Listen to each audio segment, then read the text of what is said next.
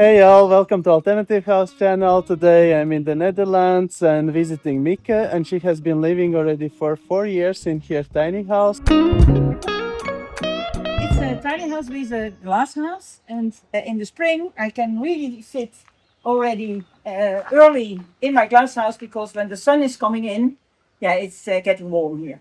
Also, when it's freezing outside, it can be 20 degrees inside, and then I open the door to my place and I have passive heating. So that's really important in my place. I only have a heating for 1500 kilowatt. So the sun is really helping to warm up. And it's nice you're saving on the heating. And we save a lot. And what is also interesting, do you know that every hour when we are in a place, we warm 100 kilowatts with our body. When you're with a few people, you don't need to heating at all because together you heat. So you just need always 10 people inside and you have 1 kilowatt of Yeah, heat. that's always nice. And in the community, we are living here with 22 people, but they are not always all together in one place, but that is possible. And you have a big door. It's like 1 meter 10, something like that. Yeah. Yeah. Yeah, Wide. yeah, that's because of, then you have a lot of glass because of the light inside. Nice. Let's have a look inside. Yes.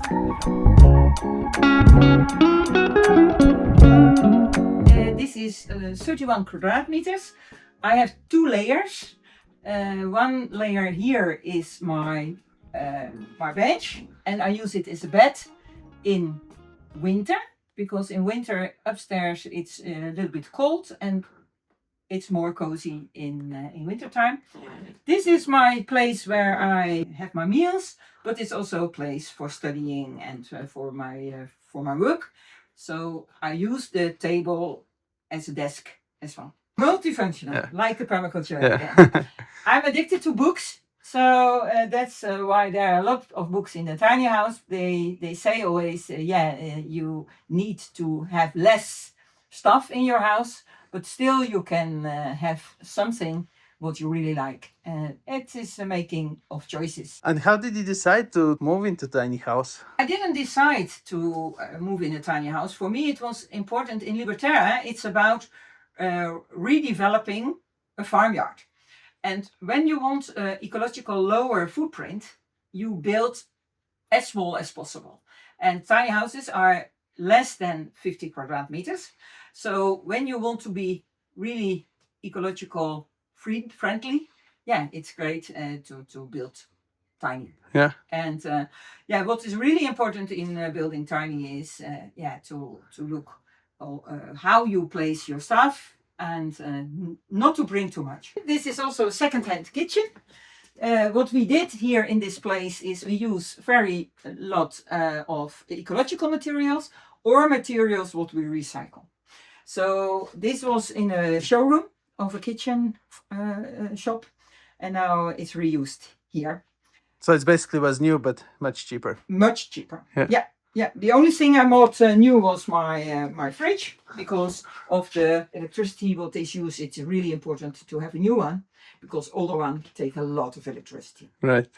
But you're off grid here, or you're connected to the shore? We are connected to electricity net and water net because that's a rule of the municipality. Mm-hmm. But we use as less as possible. For the water, we use a lot what's coming from the roofs. We take for the garden, and we have. I only have a boiler of 30 liters. So when I have a shower, I only can use this amount, or you can have cold showers. Of course, that's also a possibility. Yeah. What's nice is that this stuff is from the house of my neighbors. They moved here and they sold their old place, and the next inhabitants didn't want this, so they said, "Okay, is somebody here in the community who can reuse it?" And so it has a new place. Nice. Here. And did you design the house yourself, or you just ordered it like pre-model? Yeah, this house was already built for part of it, and a friend of the Mindful Homes, the builder, she started building, and then she went abroad, and she couldn't use it herself, and then she offered it me, And so I had a basic, but I completed. This kind of houses we need to have to use the same rules as normal houses. So for the isolation, we really need this thickness. Okay, is it 20 centimeters? It's about 20 centimeters, 30 centimeters. 30. Okay. Yeah, with the from this to this, it's 30 centimeters. The inside dimensions are 3 to 10. The outside is 350. That's the maximum what can be on a truck without police. Yeah. You can do the transport, and inside it's 290. And it's when you have a tiny house on wheels, you have outside 250, and inside you have only 190, and that's really feeling different. Yeah. For me, this is not feeling really small. Yeah, no. Because inside is 3 meters, and in a lot of places in Amsterdam, you don't have more. And the length? And the length, the whole length is 8.5. But it's also with the bathroom.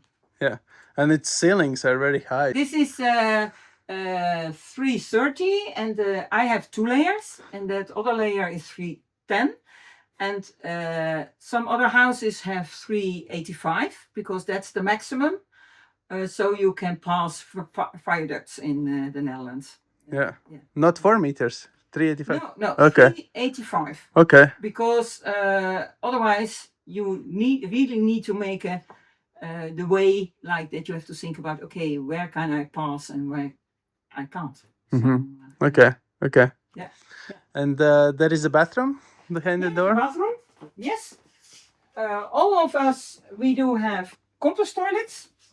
So this is the compost toilet, and I use here materials what was from another place. Do you see what kind of place this was, where this material was used before? On the floor. Yeah, they were on the floor of the in bowling. place. Yeah. Yeah, so we reuse these materials, and it's not so ecological, but we reuse it again, so it has a new life again. Like here, all this stuff, it's from the same material as the outside. So what we didn't use outside, we could use for the inside. Yeah. So and that's also the floor. Some friends had a little piece, and yeah, I can reuse it here. Yeah, and I love the sink. Yeah, this is really nice, eh? Yeah. Yeah, and this is bamboo. It's also not so. It's a natural material, and it was a leftover from another building site. So it gets a new life again. Yeah, really cool idea. I like it with a bowling floor. Yeah. And it's very durable because it's built for bowling floor. For bowling floor. And what I didn't want to use here tiles, because when you have to transport, maybe it will be a little bit cracked down. Yeah. Nice. And you are painting? No, that are the paintings of my mom. Okay. And this is also multifunctional. When I want to go upstairs, I have to replace them. Yeah. But this is my way to show more pictures because I don't have so much walls.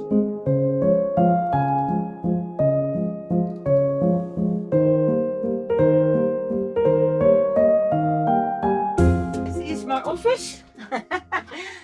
And the place where my grandchildren sleeps when they are here for a visit. So it's like a guest room. This is the guest room. But it's much warmer right now here than at the bottom. Yeah. Because the heat is going up also. And And what is really nice, I don't use it so much, is that we have a kind of terrace here. Nice. We are here on 1 hectare, so I don't need space. Because when you put this place in the city, you have your own terrace, and you can even grow food here. So the snails will not be upstairs. Yeah. So easy. Yeah, it would be nice, some small garden. Yeah. So now you have a wonderful view over the community, and over there is the seaside. Right. And that's the reason why it's always windy here. So. And this is a second office place. This is my second office place. Yeah. And often I have internship people here, so then we have two places. One can work downstairs and one can work upstairs. Okay. What are you doing for living? That you have internship coming? Yeah. We have the Libertaire platform now, and we help other projects to start a community. That's nice. Our specialization is to help them with their negotiation with authorities. So about destination plans, about contracts, that kind of stuff.